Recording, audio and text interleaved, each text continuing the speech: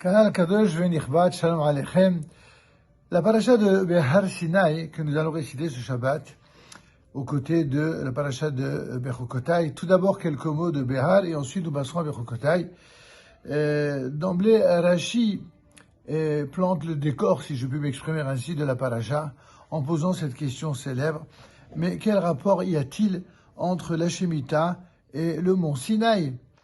C'est en effet le nom de la paracha pour nous rappeler, dit Rashi, que cette apparente précision superflue nous enseigne que de même que tous les détails des lois de la Shemitah ont été donnés au Sinaï, ainsi en a-t-il été pour tous les autres commandements de la Torah, même ceux qui n'ont été rapportés de la Torah que bien après la révélation au Sinaï. Et la question qu'on peut évidemment ajouter à cette question de Rashi, c'est en vérité, finalement, pourquoi c'est cette mitzvah-là qui a été retenue par rapport à l'ensemble des mitzvot de la Torah. Pourquoi on l'a dit juste sur la Shemitah et pas sur les autres? Parce que, en vérité, la Shemitah fait référence à la centralité d'Eretz Israël. Et de la même manière que la Shemitah nous rappelle la centralité d'Eretz Israël par cette mitzvah qui est ce qu'on appelle, qui fait partie de ce qu'on appelle la mitzvot hatluyot ba'aretz, les mitzvot qui sont liés et qui dépendent de la terre d'Israël, ainsi l'ensemble des mitzvot de la Torah, ils sont Elohim be'eretz Israël. Au-delà de l'appellation spécifique des mitzvot qui sont liés à la terre d'Israël par rapport aux récoltes, par rapport au prélèvement, il y a un principe, un concept ici qui est très fort et dont il faut retenir la quintessence justement sur la paracha de Behar Sinai, à savoir que la totalité des mitzvot de la Torah ont été données pour être accomplies en Eretz Israël. C'est, comme nous rappelle le Sifri, que Bediavad, comme nous savons que Akadosh Baruch Hu a décidé pour des raisons précises dans l'histoire de nous faire passer par des périodes différentes, périodes d'exil, alors on se pose la question, mais peut-être que puisque la Torah a été donnée pour être accomplie en Eretz Israël, si les circonstances de l'histoire nous amenaient en dehors d'Israël, peut-être faudrait-il se séparer des mitzvot, peut-être qu'il n'y aurait plus une mitzvah minatora d'accomplir les mitzvot qui sont liés à la terre d'Israël, et de manière plus globale, les mitzvot, eh bien non. Justement, le Kedel Shema, où il apparaît deux fois la mitzvah des Tefillin, la première fois a été exprimée pour nous dire que, effectivement, la mitzvah des Tefillin, comme toutes les mitzvot de la terre d'Israël, comme toutes les mitzvot bichlal, les 613 commandements, eh bien, doivent être accomplis en Eretz Israël. Ainsi en est-il pour ceux qui vivent en dehors d'Israël. Au moins la partie que l'on peut accomplir en dehors d'Israël, il y a quand même une mitzvah minatora d'accomplir les mitzvot aussi en dehors d'Eretz Israël, en tout cas ceux qu'il nous est possible de réaliser. La suite dans la seconde partie. Une fois que les jalons ont été posés par la question de Rashi et la réponse de nos sages concernant le rapport entre le Kiyum HaMitzvot, l'accomplissement des commandements divins et la terre d'Israël, et bien dans la paracha de Bechukotai, nous voyons que tout est écrit noir sur blanc. Si vous obéissez à mes décrets et que vous observez mes commandements et les accomplissez, alors je donnerai vos pluies en leur temps, c'est-à-dire la promesse de la bénédiction agricole, la terre donnera son produit et l'arbre du champ donnera son fruit. Le battage se prolongera pour vous jusqu'à la vendange et la vendange durera jusqu'au semail. Vous mangerez votre pain à satiété et demeurerez en sécurité sur votre terre. C'est-à-dire l'économie et la sécurité, c'est-à-dire l'obsession de tous les dirigeants politiques du monde entier, en Eretz Israël comme ailleurs. Et donc tout ça, Dieu nous le promet, si on accomplit ses commandements. Mais après, on a besoin de la sécurité. Il est dit juste après, je ferai régner la paix dans le pays. Vous vous étendrez et personne ne vous effraiera.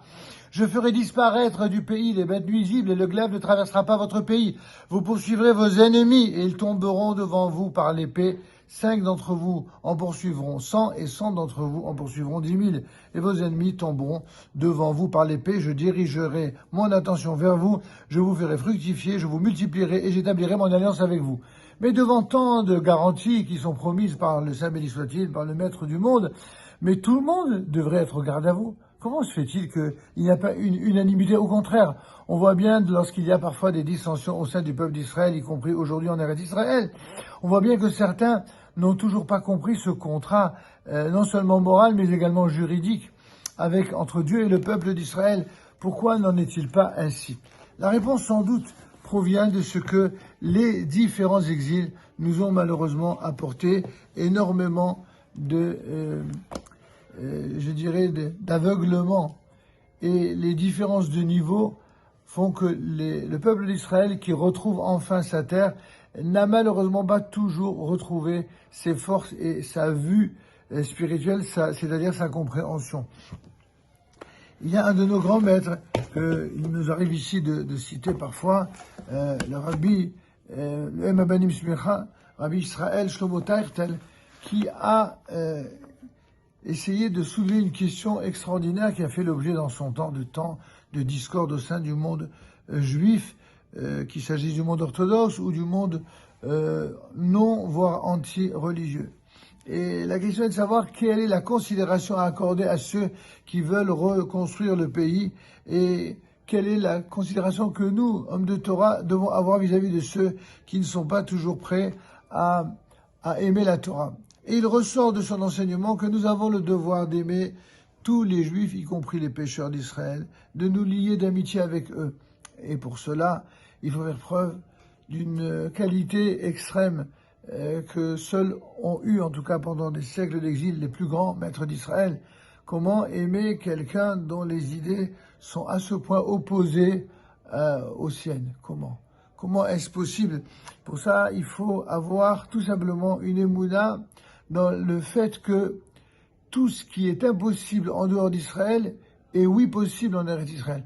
En Eretz Israël, il y a une bracha absolument extraordinaire que ne voient que ceux qui ont la chance justement d'avoir les yeux dessillés et non aveuglés par la haine du prochain, Chas v'Chalila, ou en tout cas ceux qui pensent que parce que les idéaux ne sont pas les mêmes, que ça empêche, ça entrave l'unité du peuple d'Israël. C'est le contraire qui est vrai.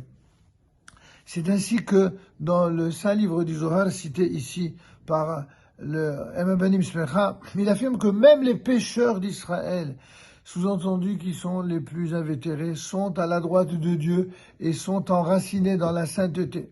Aussi est-il interdit de les mépriser, de les vilipender. Bien au contraire, nous avons le devoir de les aimer et d'aller au-devant d'eux. J'ai découvert une parole admirable, nous dit le Rav, dans l'ouvrage L'Ikouté Bet Ephraim, écrit par l'éminent Rabbi Naftali Sofer, où figure en appendice des enregistrements révélés par son maître, le Khatam Sofer. Et voici ce qu'il dit. Le Talmud affirme que l'école de Shammai, c'est-à-dire Bet Shammai, était rigoureuse, tandis que Bet Hillel était, en quelque sorte, elle privilégiait la paix, la souplesse, la tolérance, dirions-nous, en termes d'aujourd'hui. Il recherchait la paix et s'employait à approcher les individus de la Torah. Or, dans mon ouvrage, le Hidush Agadot, j'ai expliqué que cela ne signifie nullement que Beth Shammai était rigoureux à mauvais escient, à Dieu ne plaise. En fait, Beth Shammai tenait à distance ceux qui, en toute justice, méritaient un tel traitement. Beth Hillel, en revanche, cultivait une immense humilité et s'employait à aller au-devant des gens, même lorsque la loi rigoureuse, elle, n'invitait pas à l'indigence à leur égard. Autrement dit, il manifestait de l'empathie envers ceux qui, de par la loi, auraient dû être tenus à distance. Et la halakha a été tranchée selon l'avis de Beth Hillel. Qu'est-ce qu'il ressort de ces démonstrations qui mériteraient d'être développées? Bien sûr, c'est que, bien sûr qu'il faut être rigoureusement fidèle à la Torah Mitzvot. Bien sûr que Akadosh Baruch Hu tiendra toujours ses engagements lorsqu'il nous promet la bracha, l'économie, la parnassa, la sécurité. Mais pour cela, il faut qu'il y ait énormément d'efforts qui soient faits par ceux qui ont conscience de ce que Akadosh Baruch Hu est le souverain maître du monde et que c'est lui le véritable dirigeant du monde. Mais pour cela, il faut qu'il y ait plus de juifs qui fassent cet effort d'aller vers l'autre. Et bien sûr qu'il faut plus de juifs dans la Torah, c'est vrai, mais ceux qui ne le sont pas, il ne faut pas les traiter en ennemis.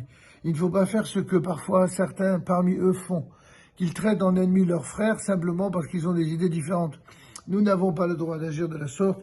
Nous devons combattre avec la dernière énergie toutes les idées qui sont de nature à amener malheureusement du mal au sein du peuple d'Israël, mais savoir comment toujours le faire avec suffisamment d'intelligence, de dévouement, mais aussi de précision dans les termes pour bien faire passer le message indispensable que ceux qui pensent différemment de nous au sein du peuple d'Israël, ce ne sont pas nos ennemis, ce sont nos frères dont on souhaite, dont on recherche en permanence, au contraire, l'unité, l'amour et leur faire comprendre qu'il est de leur propre intérêt, comme de celui du peuple d'Israël, mais par-delà, celui de l'humanité toute entière, aussi bien d'un point de vue économique, ce qui tient à cœur tant de gens, mais au point de vue également spirituel, moral, de l'intégrité et de l'unité si chère au cœur de bien des orateurs, pour que cette unité soit enfin retrouvée, eh bien, il faut être uni non seulement au peuple, à la terre, mais surtout à l'unique, au Dieu d'Israël, celui grâce auquel reviendra avec l'aide de Dieu et de plus en plus la lumière, la bénédiction sur cette terre qui a été choisie par Dieu au même titre que ce peuple qui a été choisi par Dieu. Les nations du monde ne le comprennent pas toujours, mais quand les Juifs, eux, l'auront tous compris, les nations, elles aussi, finiront par le comprendre. Shabbat Shalom et Vorach à tous, et que Dieu vous protège, et que, au lendemain de la Hilouya de Rabbi Shimon Bar Yochai, que la lumière de Rabbi Shimon Bar Yochai soit pour vous tous une source de bénédiction, vous, vos familles, vos communautés, ainsi que tout le clan d'Israël et l'humanité tout entière. Amen. Kenny Ratzon.